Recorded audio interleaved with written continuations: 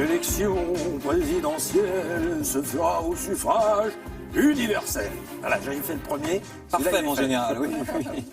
Ça fait 60 ans, hein, puisque c'est depuis 58 qu'on est dans la 5e République et nous allons effectivement élire le 8e, et vous l'avez imité avec le talent qui vous caractérise en 1958. Le premier qui est élu, on va le voir tout de suite, c'est De Gaulle avec son style, et son style, puisque chacun a son style, lui c'est la grandeur, puisque nous sommes après la 4e République qui était très instable. Les gouvernements de la 4e changeaient tous les 6 mois, déstabilisés entre autres par la guerre d'Algérie.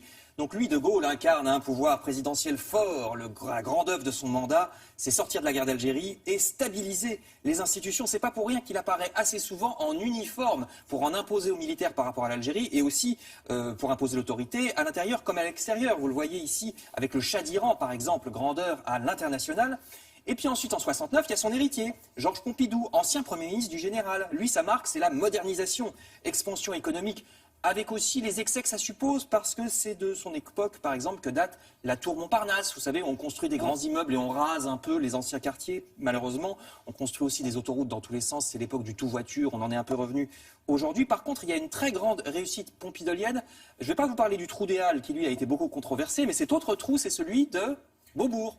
C'est là qu'on a construit le centre, le centre Pompidou. Ouais. Grande réussite. Là, par contre, il est très aimé, ce musée d'art moderne. Alors, Georges Pompidou ne le verra jamais puisqu'il est mort en 74. Exact. Et donc, l'inauguration aura lieu un peu après sa mort. Avec Giscard d'Estaing. Voilà pour les 2 premiers présidents de la 5e République. Ensuite, les suivants vont vouloir se démarquer du gaullisme, chacun à leur manière. Valéry Giscard d'Estaing, vous l'avez dit, élu en 74. Très jeune, hein, il est élu, il a 48 ans seulement. Et il va faire voter des réformes très modernes, mais cette fois du point de vue des mœurs. Tellement modernes qu'elles sont souvent votées par la gauche et un petit peu moins par sa propre majorité. Par exemple, Giscard d'Estaing va faire autoriser l'avortement, la majorité passe de 21 à 18 ans, le divorce est rendu plus facile, il crée un ministère des droits de la femme, donc modernisation de la société sous Valéry Giscard d'Estaing. Et puis cette œuvre de modernisation, eh bien, à sa manière, François Mitterrand va la poursuivre. Vous voyez l'intronisation de François Mitterrand en 81 au Panthéon. Alors lui, il va autoriser la création de nouvelles chaînes de radio et de télévision, c'était interdit jusque-là. Il fait passer la retraite de 65 à 60 ans, il dépénalise l'homosexualité. Et puis surtout, c'est la suppression, bien sûr, la suppression de la peine de mort.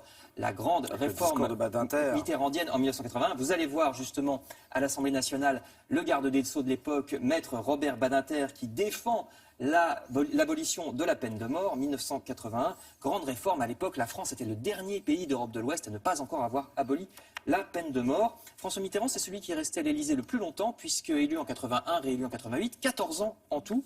Je termine avec les 3 présidents les plus récents. D'abord Jacques Chirac. Vous vous souvenez de Jacques Chirac et la liesse.